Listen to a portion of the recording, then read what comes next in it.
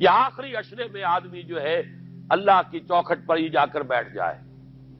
اپنے معمولات کو توڑے۔ اعتکاف کی روح یہ ہے کہ یہ جو ہمارے معمولات ہوتے ہیں، روٹین، یہ بھی غفلت پیدا کر دیتے ہیں۔ ایک عادت بن گئی، صبح اٹھتے یہ کرنا، پھر یہ کرنا، پھر دفتر جانا، پھر آنا، پھر یہ، اس کے اندر پھر وہ آدمی کوئی جاگتا ہی نہیں، ہوش میں آتا ہی نہیں۔ وہ گویا کہ ایک مدہوش سا ہے اور ایک وہ اپنا سائیکل چل رہا ہے خود بخود۔ اس سائیکل کو توڑو، جیسے 5 دفعہ وہ سائیکل توڑتے ہو نماز کے لیے۔ آؤ یہاں آؤ، آؤ سجدے میں گرے، لوح جبین تازہ کریں، یاد کرو اللہ کو دوبارہ، اپنا عہد استوار کرو دوبارہ، ایاک نعبد و ایاک نستعین۔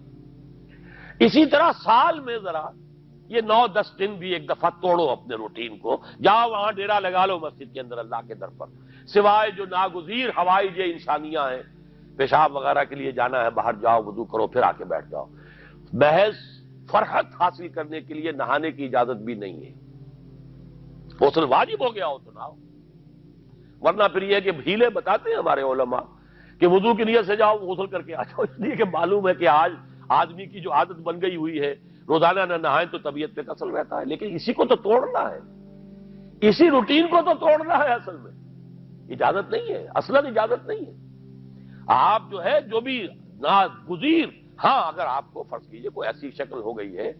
رات کو آخر سوئے تو ہے، سونے میں بدخوابی ہو گئی ہے، نہانا ہے تو جاؤ نہاؤ، ٹھیک ہے، غسل واجب ہے نہاؤ، اور یہ کہ پیشاب کی بہانے کی حاجت ہے، جاؤ پوری کرو، وضو کرو، واپس آ کے بیٹھو،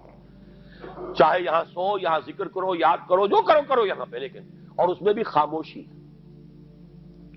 وہاں ہمارے یہاں آج کل اس کے اندر بھی بڑے لمبے لمبے چوڑے پروگرام شروع کر دیتے ہیں، لوگ بیٹھے ہیں گپ بازی کر رہے ہیں۔ میں نے خود میدان عرفات میں لوگوں کو تاش کھیلتے دیکھا ہے، تاش عرفات میں۔ میں نے سنا یہاں پر اعتکاف میں تاش کھیلے جاتے۔ آپ بالکل نوجوان چھوکرے، فضیلت سنی اعتکاف کی، ویسے بھی گھر سے بھاگنے کو وہ جی چاہتا ہی ہے، کچھ دنوں کے لیے نکلے اس گھر سے، مسجد میں آ کے بیٹھ گئے، وہاں پہ گپے بھی ہو رہی ہے، لطیفہ بازی بھی ہو رہی ہے، تاش بھی کھیلے جاتے، یہ اعتکاف ہو رہا ہے۔ یہ اتنی ہلکی شے نہیں ہے اعتکاف، یہ تو اس عبادت کا، رمضان میں جو روح بیدار ہوتی ہے یہ اس کا کلائمیکس ہے، بہت بڑی عبادت ہے، لیکن اس میں لو اللہ کے ساتھ لگی رہے، لوگوں سے نہیں، تنہائی، غور و فکر، یا قرآن پڑھو، ذکر کرو، نوافل پڑھو، یا سوچو بچ، جیسے حدیث میں آتا ہے وَأَن يَكُونَ نُطْقِي ذِكْرًا وَنَظَرِي عِبْرَةً وَسَمْتِي فِكْرًا، میرا دیکھنا ہو تو عبرت کا دیکھنا ہو کہ ہر شے سے میں سبق حاصل کروں، اور میں بات کروں تو اللہ کے ذکر پر مبنی ہو میری بات، اور میں خاموش رہوں، وَسَمْتِي فِكْرًا، غور و فکر، تفکر و اعتبار،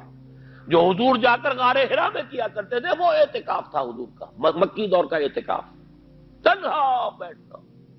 اور یہ روایت مجھے بعد میں معلوم ہوا کہ یہ بنو ہاشم میں یہ روایت تھی، حضور کے دادا بھی جا کر وہاں پر غار حرا میں بیٹھا کرتے تھے، یہ ان کی ایک خاندانی روایت چلی آ رہی تھی، یہ جگہ تھی، اور وہ جگہ ایسی ہے عجیب سی، اب تو خیر بڑی بڑی عمارتیں حائل ہو گئی ہیں، ورنہ میں نے جب پہلا حج کیا تھا سن 62 میں، تو میں نے اس وقت جا کر دیکھا تھا واقعتاً سیدھا کعبہ نظر آتا ہے وہاں سے، اور کچھ درمیان میں نہیں، جیسے اس کو سلٹ لیمپ کہتے ہیں، وہ غار ہے ہی ایسی کہ سامنے ایک دراڑ سی بس کھلی ہوئی ہے، یہ اس کے اندر سے وہاں بیٹھ جائیے، سیدھی نگاہ خانے کعبہ پڑ جاتی تھی، تو کعبے کا مراقبہ بھی کیا جا سکتا تھا وہاں بیٹھ کر، دیکھنا، کعبے کو دیکھنا عبادت ہے، اور پھر اس یکسوئی کے ساتھ کوئی نہیں، کعبے میں ہے تو نہ معلوم کیا کچھ اور ہو رہا ہے، لیکن یہ کہ وہاں تو آپ بیٹھے ہوئے، وہ اعتکاف، یہی اعتکاف حضرت موسیٰ نے کیا تھا 40 دن کا، تب تورات ملی تھی، یہی 40 دن کا روزہ کیا رکھا تھا، یہ اگرچہ قرآن میں مذکور نہیں ہے، حضرت موسیٰ کا تو قرآن میں مذکور ہے، حضرت عیسیٰ کا انجیل میں مذکور ہے، 40 روز کا روزہ اور اعتکاف پہاڑوں میں کیا جا کر، تب انجیل ملی، یہی اعتکاف تھا جو حضور کر رہے تھے غار حرا میں، تب قرآن،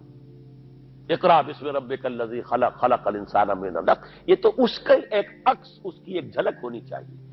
میں نے روح اعتکاف پر بھی ایک زمانے میں ایک تقریر کی تھی، میں نے دیکھا چھپی ہوئی تھی، اب پتہ نہیں کہیں اویلیبل ہے یا نہیں، ایک علیحدہ کتابچے کی شکل میں بھی تھی، ویسے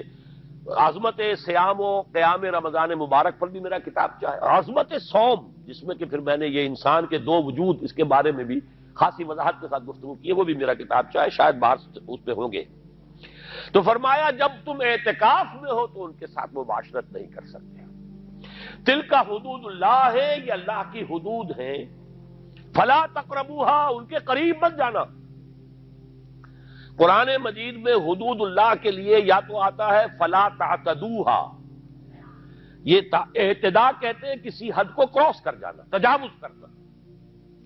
اور جہاں زیادہ احتیاط کی بات ہے وہاں فلا تقربوہا، آخری حد کے قریب تک نہ چلے جانا، مبادا کہیں غلطی سے قدم جو ہے ادھر پڑ جائے۔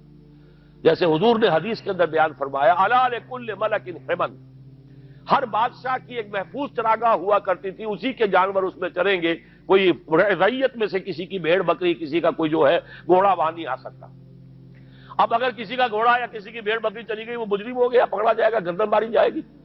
تو حضور نے فرمایا کہ اللہ کی بھی ایک محفوظ چراگاہ ہے، اللہ کی حما کیا ہے؟ محارمہ، جو چیزیں اس نے تم پر حرام کر دی، ان کے قریب نہ جانا۔ تو دیکھو اگر کوئی چرواہا اپنی بھیڑوں بکریوں کو بالکل آخری حد تک لے جائے گا، اس بادشاہ کی جو وہ حد ہے،